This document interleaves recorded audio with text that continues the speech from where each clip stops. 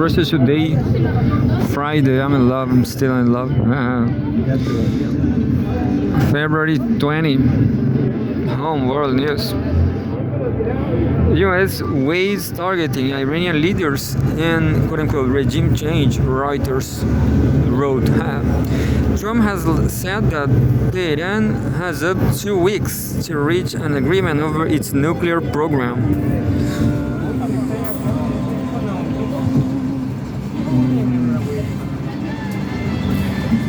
And we have a picture, just illustration about Iran. We have an Iranian flag with the church cathedral, Persian cathedral, very beautiful. Maybe it will get destroyed. The U.S. plans for possible strikes on Iran are at an advanced stage with options including targeting individual leaders and pursuing regime change, Reuters reported on Friday, citing unnamed American officials. The plans are being drawn up in case ongoing negotiations on Iran's nuclear program fail to produce a result. Definitely will fail. It will be no surprise, no surprise. Everybody knows Iran is going to get absolutely destroyed. So Russia and China are thinking to stop the USA, maybe, who knows. World War III, folks, World War III. The US plans for possible strikes on Iran are at an advanced stage, with options including targeting individual leaders and pursuing regime change, Reuters reported on Friday, citing unnamed American officials. The plans are being drawn up in case ongoing negotiations on Iran's nuclear program fail to produce a result. The officials told the agency, the officials told the agency.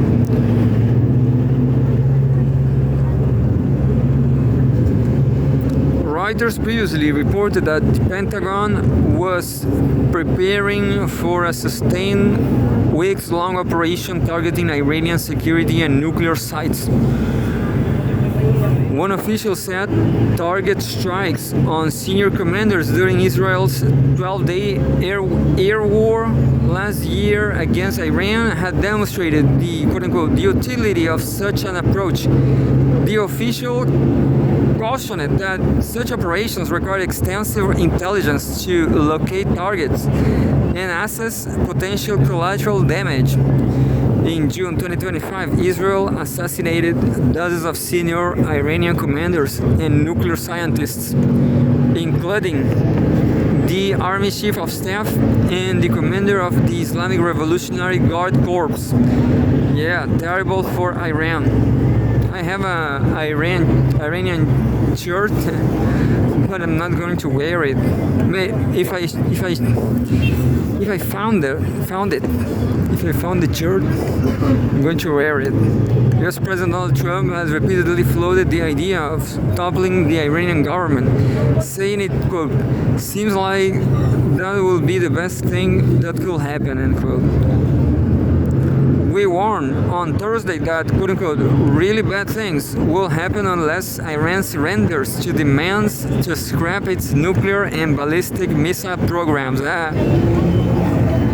What a terrible conditions, isn't it? Tensions continue and the Omani-mediated talks held this week in Geneva produced no breakthrough. On Thursday, Trump gave Iran between 10 and 15 days to reach an agreement. Washington has deployed 2 aircraft carriers, strike groups, and additional bombers to the Middle East. The Islamic Revolutionary Guard Corps has warned it will retaliate against U.S. bases in the region if its territory is attacked.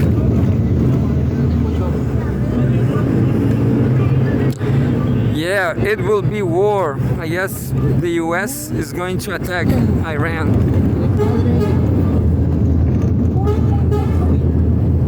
Iran maintains its nuclear program is peaceful. It's peaceful.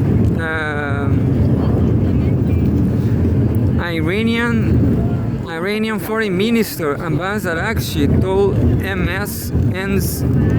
MSNBC on Friday that Tehran is working on a draft for a potential new agreement that could be present to Washington within days. He said a diplomatic solution is the only way forward, while adding that the country is also, quote unquote, prepared for war. What can they do? What can they do? Moscow has warned that the standoff is, quote unquote, potentially explosive and that strikes on Iran's nuclear sites could cause a nuclear disaster, urging all sides to seek a peaceful settlement. Well, that's not much. That's not much from Russia, isn't it? Situation in Iran is terrible. I'm going to read another news about another thing.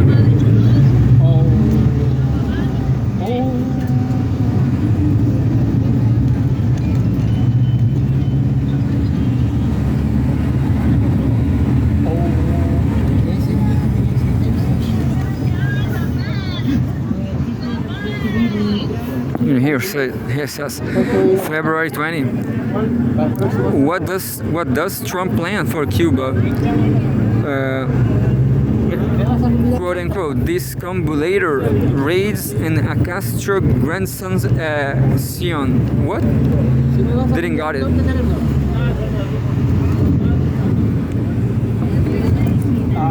Didn't understood. A target of U.S. economic warfare, the island nation has long been hostage of American domestic politics.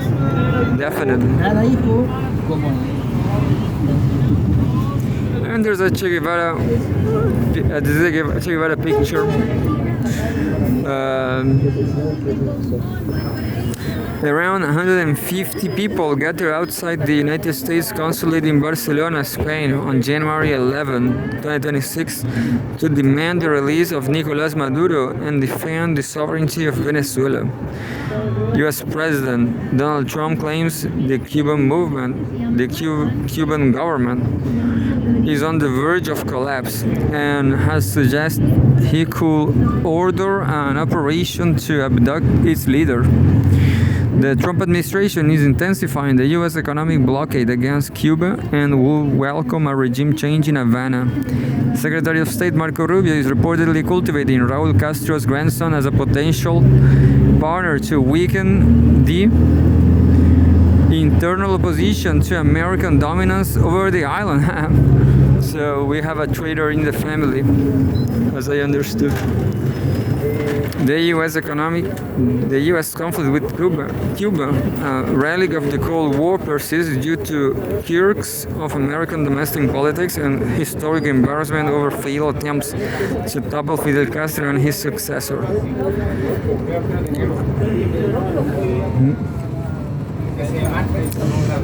And abducting Cuba's president wouldn't be very tough. They're going to try to abduct it. This week, Trump hailed his policy of economically strangulating Cuba after pressuring Venezuela and Mexico to halt oil shipments. He remarked, quote, "There's no oil, there's no money, there's no anything," end quote. Trump said Havana must strike a deal or face a possible U.S. military incursion similar to last month's operation in Venezuela. American troops, he claimed, could seize Cuban President Miguel Díaz-Canel as it did Venezuelan President Nicolás Maduro, and that such a mission, quote unquote, wouldn't be very tough for the Pentagon. The lighting raid on Caracas, reportedly aided by a secret quote-unquote discombobulator weapon, was hailed by the Trump administration as a major success. Skeptics suggest strategic bribing of Venezuelan defense officials may better explain the lack of resistance. Looking for next Delcy in Cuba. Vice President Delcy Rodriguez now leads Venezuela. U.S. officials have hinted she is their woman in Caracas. But limits remain on how much her government can shift policy to please Trump, even if willing. Washington insiders say the same blueprint may apply to Cuba. Rubio, who recently told lawmakers the administration will, quote-unquote, love to see regime change, end quote, in Havana, but will not necessarily enact it, has been in contact with Raúl, quote-unquote, El Cangrejo Castro, grandson of the 24-year-old revolutionary leader Raúl, Axios reported.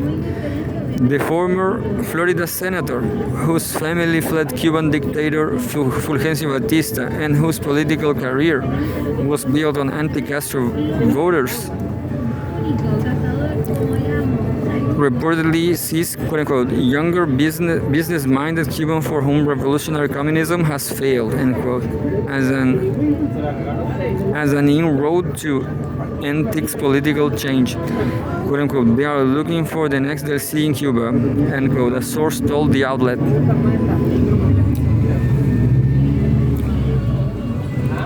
Terrible.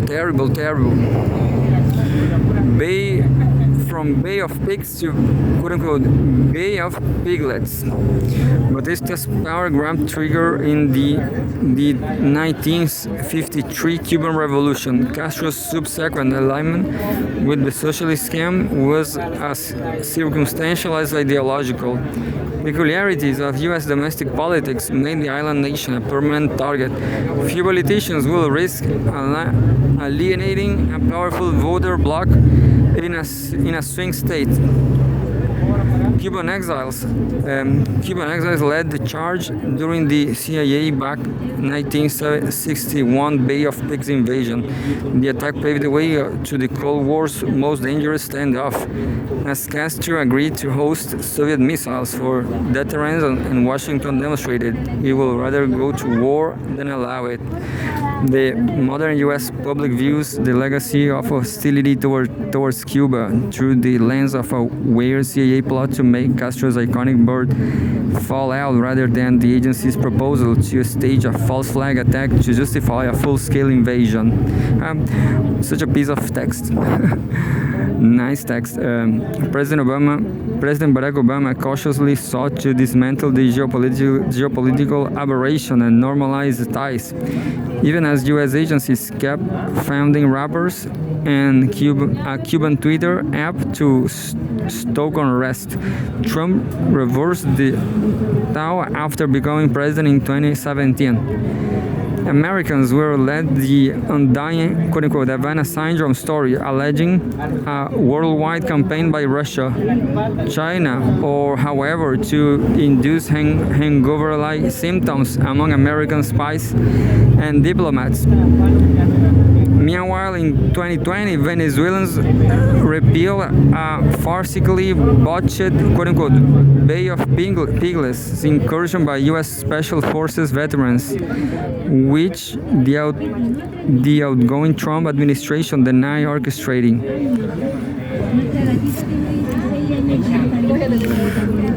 The Donroe Doctrine. Back in power, Trump has ditched private cloak and dagger operations in favor of bashing uncooperative nations with the full force of the Pentagon. Admittedly, he favors dramatic hit-and-run strikes over prolonged neocon-style democratization through occupation projects.